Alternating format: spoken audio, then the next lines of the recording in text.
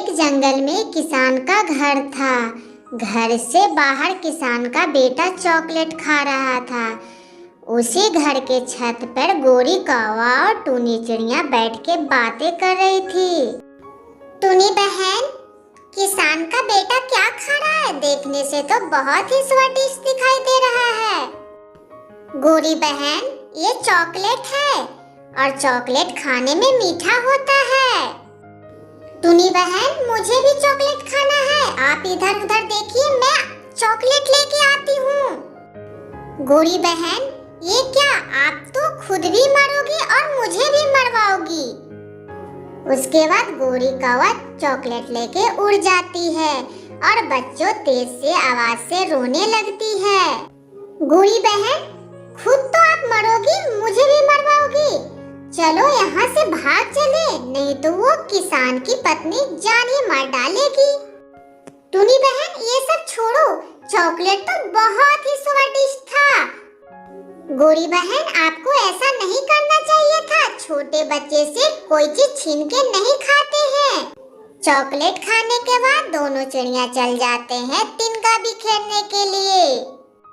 दोनों चिड़िया तिनका इकट्ठे कर लेते हैं और वो पूरी तरह से थक जाते हैं। गोरी बहन, मुझे बहुत थकावट हो चुकी है और बहुत तेज धूप भी लग रही है। मैं तो चलती हूँ, मेरे बच्चे भी इंतजार कर रहे होंगे। हाँ गोरी बहन, मैं भी चलती हूँ, मुझे भी जोरों से प्यास लगा हुआ है। दोनों चिड़िया बोल के अपने अपने घर आ जाते हैं, अपने बच्चों के पास। बेटा, आज मुझे जादुई बीज मिला है। वो बीज को लगाने से मनचाहा घर की प्राप्ति होती है।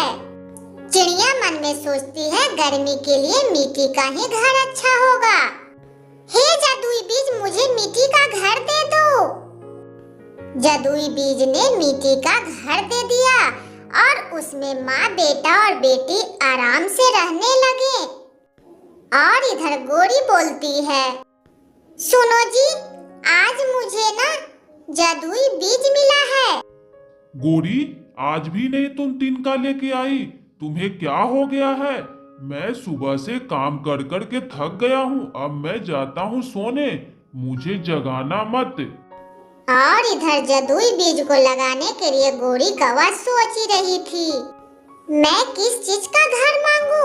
मुझे चॉकलेट बहुत पसंद है, मैं चॉकलेट का ही घर मांग लेती हूँ।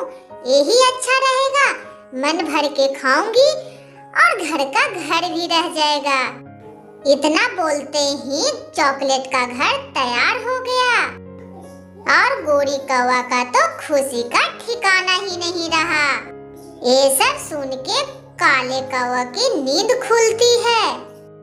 देखो जी, मैंने जादुई बीज से अपना घर तैयार कर लिया है। गोरी, ये क्या हुआ? मैं कहीं सपना तो नहीं देख रहा हूँ? सुनो जी, आप सपना ही देखते रहो, मैं तो खाने चली चॉकलेट। गोरी बहन, आप ये क्या किया? आपने जादुई बीज का गलत इस्तेमाल किया है। रानू बहन, मैंने ऐसा क्या किया है? मैंने तो अपने लिए चॉकलेट का घर ही मांगा है, इसमें बुराई क्या है? गोरी बहन, चॉकलेट का घर कब तक रहेगा और किस किस को तुम देखभाल करोगी? सारे जंगल के पक्षी चॉकलेट आपका खाकर पूरा घर ही खत्म कर देगी। रानू बहन, घर में तो कोई हाथ लगा के देखे, मैं उसके हाथ न काट दूं तो मेरा नाम भी गोरी नहीं। बहन, वो सब आपकी मर्जी, पर मेरा ख्याल से तो आप कोई अच्छा सा घर मांगते। इतना बोलकर रानू चिड़िया वहाँ से चले जाते हैं और दोनों पति पत्नी डंडा लेकर घर की रखवाली करते हैं। काफी रात हो जाती है।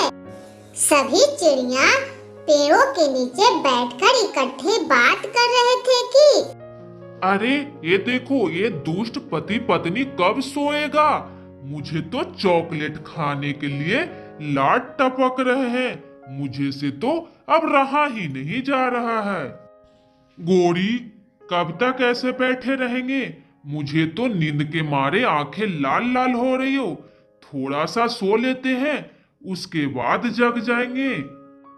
हाँ कालू जी, मुझे भी कुछ ऐसा ही हो रहा है। एक काम करते हैं, थोड़ा सा सो लेते हैं।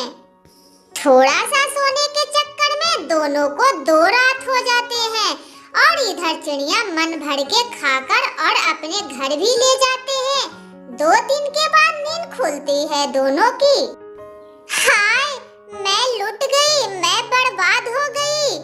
अच्छा ही किया था रानू बहन जो मिट्टी का घर मांगा था। मेरी हिम्मत भ्रष्ट हो गई थी कि मैं चॉकलेट के लालच में भाग गई थी। मेरा सारा घर दरिंदरों ने खत्म कर दिया है, एक भी निशान भी नहीं रहने दिया है। अब मैं क्या करूं कालू जी? गोरी, ये सब तुम्हारा लालच का नतीजा है। चलो जंगल से तिनका लाते हैं और दोबारा से घर बनाएंगे। दोनों चल जाते हैं तिनके के खोज में। पूरी गर्मी दोपहरी रहते हैं तिनके की खोज में ही। गोरी बहन, अगर आप तिनके के या ईंटे के घर मांगते तो अभी आपको दोपहर में इधर उधर भटकना नहीं पड़ता। टूनी बहन, आप ठीक कह रही हो। मेरी हिम्मत भ्रष्ट हो गई थी कि मैं चॉकलेट के लालच में ये कर बैठी। मुझे किसान की बेटी का हाय लगा जो मैं ये कर बैठी। इतना बोल के टूनी बहन वहाँ से चली जाती है अपने